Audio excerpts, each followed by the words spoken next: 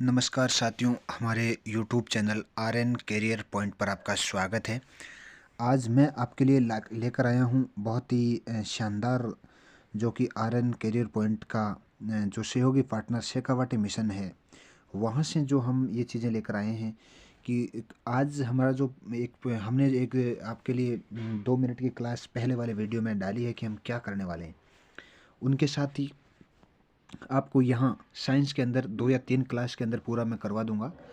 तो उसके अंदर आपको ये पूरा सिस्टम मिलेगा कि पहले चैप्टर में कितने सवाल आने हैं, सेकंड चैप्टर में से कितने सवाल आने हैं, कितने ऑब्जेक्टिव आने हैं, कितने रिक्त स्थान वाले प्रश्न आने हैं।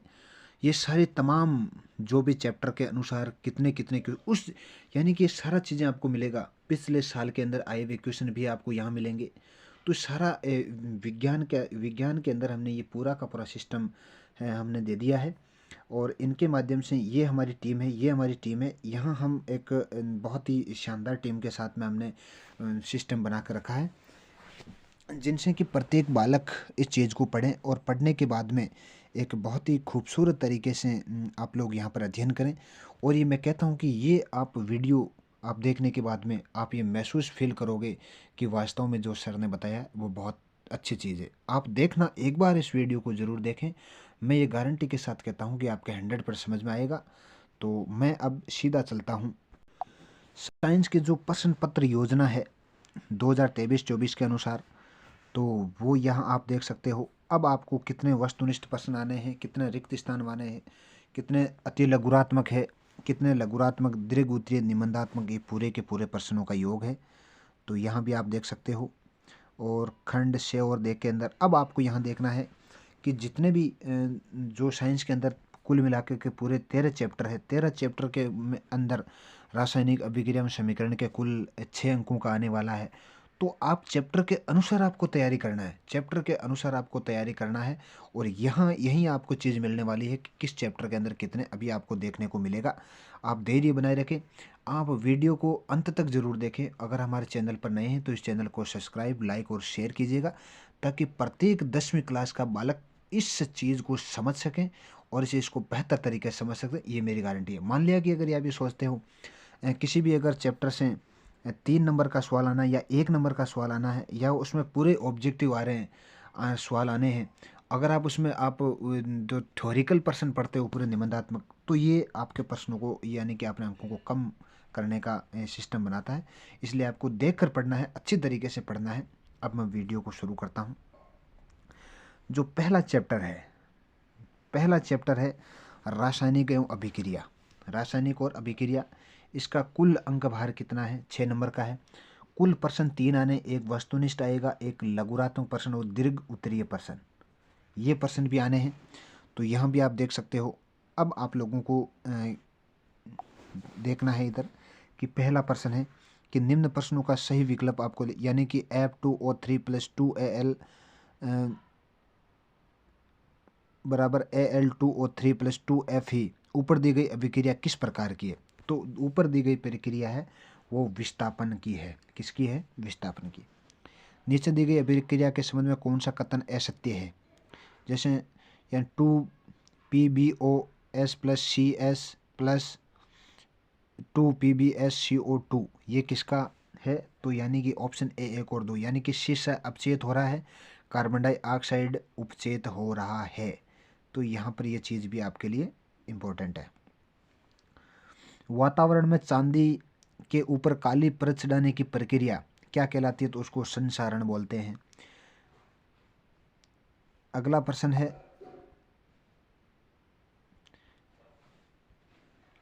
लोहे चूर्ण पर तनु HCl अम्ल डालने से क्या होता है? सही विकल्प आपको चुनना है, यानी कि H2 गैस एवं FeCl3 बनाता है।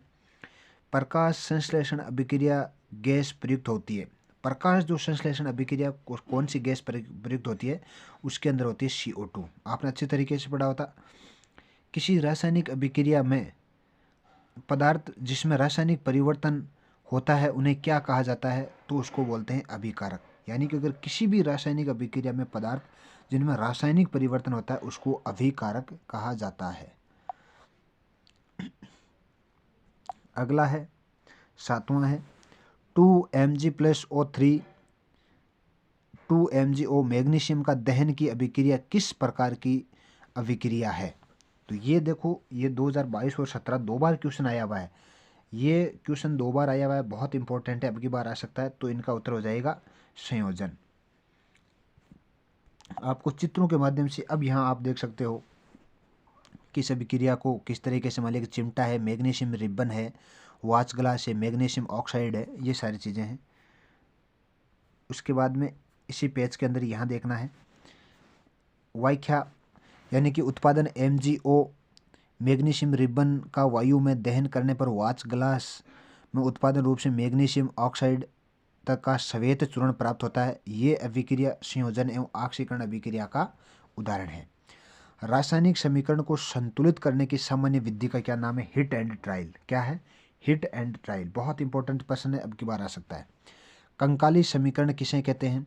जब अभिकरणों व उत्पादकों को रासायनिक सूत्र के रूप में लेकर रासायनिक समीकरण को प्रदर्शित किया जाता है तो ऐसा समीकरण कंकाली रासायनिक समीकरण कहलाता है। अगला है, वायु में जलाने से मैग्नीशियम रिबन को साफ क्यों किया जाता है? मैग्नीशियम पर वायु के साथ क्रिया करने से एक्रिय ऑक्साइड की परत जम जाती है, इसके कारण इसे रेगमाल साफ किया जाता है। 11वां प्रश्न है, दानेदार जस्ते एवं तन्नु सल्फ्यूरिक अम्ल मिलाने पर कौन सी गैस मुक्त होती है? इसको हाइड्रोजन गैस कहते हैं। अब यहाँ आप यानी कि इस प्रश्न को हम लोगों ने क्या है, आपको सिर्फ यानी कि एक सिंबल के माध्यम से समझाने का प्रयास किया है कि मान लिया कि ये जो एक ट्यूबलाइट यानी कि एक जो बल्ब है उसके माध्यम से आपने ये पूरा सूत्र के तरीके से, यानी कि ये कारक है, ये कांच की नली है, ये शंक्वाकार फ्लास्क है, ये तनु सल्फ्यूरिक अम्ल है, ये दानेदार जस्ता है। तो किस तरीके से ये जो समीकरण बनता है आप अच्छी तरीके से समझ करके इनको देख सकते हो। अगला है, कोयले का दहन किस प्रकार की अभिक्रिया का उदाहरण है? तो इसका जाएगा संयोजन अभिक्रिया। किसका उदाहरण है? संयोजन अभिक्रिया का। संयोजन अभिक्रिया को उदाहरण से ही समझाइए। देखो ये कितनी बार प्रश्न आ गया है, ये प्रश्न कितनी बार आ गया है। ऐसी रासायनिक अभिक्रिया जिनमें दो या दो से अधिक अभिकारक मिलकर एक एकल उत्पादन का निर्माण करते हैं संयोजन अभिक्रिया कहलाती है। उदाहरण के माध्यम से भी आपको बेहतर तरीके से समझाया गया। बहुत इंपॉर्टेंट क्वेश्चन है। यहाँ देखो, ये 2015, 16, 23 के अंदर सवाल आया हुआ है, अब की बार भी आ सकता है, इस तरीके से तैयार रखें आप। अगला यहाँ देख सकते हो, ये कौन सा, हाँ ये प्रश्न नंबर 14 यहाँ आ गया। देखो प्रश्न नंबर 14, ये RVSC 2022 के अंदर भी आया हुआ सवाल है कि ऊष्माक्षेपी रासायनिक अभिक्रिया किसे कहते हैं? उदाहरण से समझाएं। ऐसी रासायनिक अभिक्रिया जिसमें उत्पादन निर्माण के साथ साथ ऊष्मा भी उत्पन्न होती है ऊष्माक्षेपी रासायनिक अभिक्रिया कहलाती है। ये उदाहरण के माध्यम से समझाया गया है, आपको बेहतर तरीके से समझना है। 15वां प्रश्न है, दीवारों पर सफेदी करने में किसका विलयन का उपयोग होता है? तो इस यानी कि CaOS plus H2O plus CaOH, इस अभिक्रिया में निर्मित बुझे हुए चूने का विलयन का उपयोग दीवारों पर सफेदी करने के लिए किया जाता है। कैल्शियम हाइड्रोक्साइड वायु में उपस्थित CO2 के साथ धीमी गति से क्रिया करके CaCO3 की चमक परत का निर्माण कर देता है। अगला है, संगमरमर का रासायनिक सूत्र क्या होगा? ये इंपॉर्टेंट क्वेश्चन है। तो CaCO3, यानी कि इस चैप्टर के अंदर वही प्रश्न लिए गए जितने बड़े वाले ऑब्जेक्टिव है उसी के हिसाब से यहाँ पूरा सिस्टम बनाया गया। बहुत बेहतरीन है, आप इनको पढ़ कर जाइएगा। 100% इनसे एक भी बाहर प्रश्न नहीं जाएगा। वियोजन अभिक्रिया अपघटन को ऊष्मीय प्रकाश विद्युत अपघटन द्वारा समीकरण से समझाना, ये 2015 और 23 के अंदर आया हुआ है। ऐसी रासायनिक अभिक्रिया जिसमें एकल अभिकर्मक ऊष्मा या प्रकाश या विद्युत अपघटित होकर छोटे छोटे उत्पादों। 17वां प्रश्न है, वियोजन अभिक्रिया अपघटन को ऊष्मीय प्रकाश और विद्युत अपघटन द्वारा उत्पादन और समीकरण से समझाना है आपको।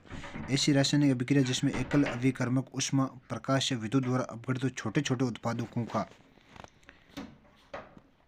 निर्माण करता है वह वियोजन अभिक्रिया कहलाती है। वियोजन अभिक्रिया ऊष्मा अवशोषित होती है, अतः इन्हें ऊष्मा शोषी अभिक्रिया भी कहते हैं। ऊष्मीय वियोजन है, देख सकते हो आप, विद्युत अपघटन है, प्रकाशीय अपघटन है, ये अच्छी तरीके से आप देख सकते हो। अगला है, प्रकाश संश्लेषण ग्लूकोज निर्माण के रासायनिक समीकरण लिखना है। तो C6CO2 प्लस 12H2O सूर्य का प्रकाश और ग्लूकोज और C6H12O6+6O2 ये सारी चीज़ें हैं। ऊष्माक्षेपी एवं ऊष्माशेषी अभिक्रियाओं को समझाइए। इस प्रश्न में प्रश्न संख्या 14 और 15 में उत्तर समेकित लिख दिया गया है। समायोजन एवं वियोजन अभिक्रिया परस्पर एक दूसरे से विपरीत है, कैसी क्यों होती है? तो यहाँ भी आप देख सकते हो। ये प्रश्न नंबर 13 और 17 के उत्तरों में से ही समेकित लिखकर समझाया जा सकता है। 21वां है 2G बोरियम हाइड्रोक्साइड और 1G अमोनियम क्लोराइड मिलाने पर होने वाली रासायनिक अभिक्रिया का समीकरण लिखना है। तो आप ये लिख सकते हो। विस्थापन अभिक्रिया को आपको समझाना है। द्विविस्थापन अभिक्रिया का उदाहरण सहित समझाना बहुत इंपॉर्टेंट क्वेश्चन है, क्योंकि ये प्रश्न आया हुआ है। अगला है अवक्षेपण अभिक्रिया किसे कहते हैं? ये भी 2014 के अंदर आया हुआ क्वेश्चन है। ऐसी रासायनिक अभिक्रिया द्विविस्थापन अभिक्रिया जिसमें अवक्षेप का निर्माण होता है और जल में अविल्य होता है, ऐसी अभिक्रिया अवक्षेप अभिक्रिया कहलाती है। कॉपर ऑक्साइड अपचयन में ऑक्सीकरण का समीकरण भी लिखना है। तो आप लिख सकते हो। यहाँ से 26वां प्रश्न है।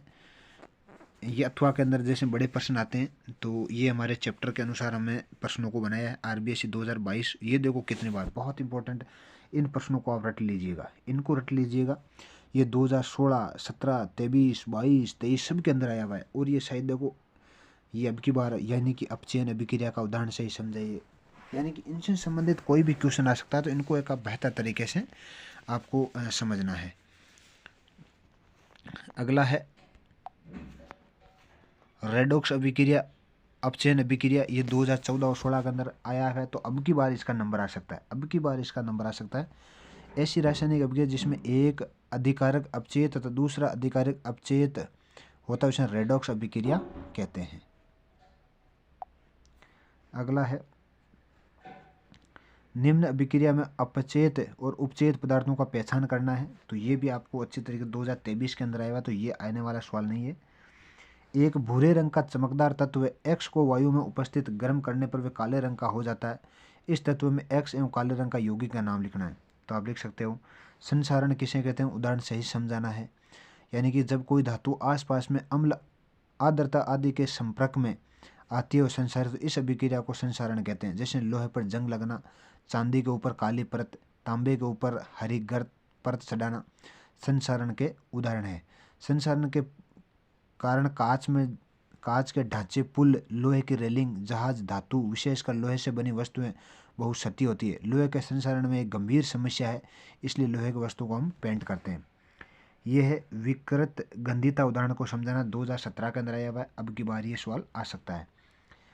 वसा युक्त और तेलीय खाद्य पदार्थ एक लंबे समय तक रखा रहने से उपचेत पदार्थों को विकृत गंधी हो जाते हैं और इनके कारण उसका स्वाद तथा गंध बदल जाते हैं। प्राय तेलीय वसा युक्त खाद्य सामग्रियों को अपचयन रोकने वाले पदार्थ मिलाए जाते हैं। अगला है रासायनिक समीकरण का यानी कि संतुलित आप लोगों को करना है। तो ये भी आप सूत्र में आपको बेहतर तरीके से समझना है। तो वीडियो आपको कैसा लगा? मैं आज सिर्फ आपको एक ही चैप्टर का ये मैंने सवाल हल करवाए हैं। सारे चैप्टर पूरे 13 चैप्टर है, उनके सभी के मैं करवाऊंगा। अब जैसे मैं आपको थोड़ा सा दिखाना चाहूँगा कि जो चैप्टर नंबर 2 है अम्ल, क्षार एवं लवण, इसके कुल 4 प्रश्न आने, एक वस्तुनिष्ठ का, एक रिक्त स्थान का, एक अति लघुरात्मक और निबंधात्मक। तो ये इस तरीके से आप लगातार ये 3-4 वीडियो के अंदर मैं इस साइंस को ख़त्म कर दूंगा। तो आपको बेहतर तरीके से पढ़ना है और ये मैं चाहता हूँ कि आप एग्ज़ाम तक ये वीडियो देखें, आपके 100% आपका काम होगा। तो आज के लिए इतना ही। कल मैं लगभग 2 चैप्टर साथ में लेकर के आऊँगा, जैसे यूनिट 2 और 3 दोनों का साथ में वीडियो डाल दूँगा, जिसमें आप लोगों की और कोई परेशानी नहीं आई। तो वीडियो को आप अंत तक ज़रूर देखें, एक एक चीज़ को देखें और बार बार देखें, ताकि पूरा का पूरा सेटअप आपको बताया गया है। आपको कहीं किताब में ढूंढने की आवश्यकता नहीं है, यहाँ पढ़ करके आप जाइए और आपका 100% काम होगा। तो आज के लिए इतना ही। जय हिंद, जय भारत।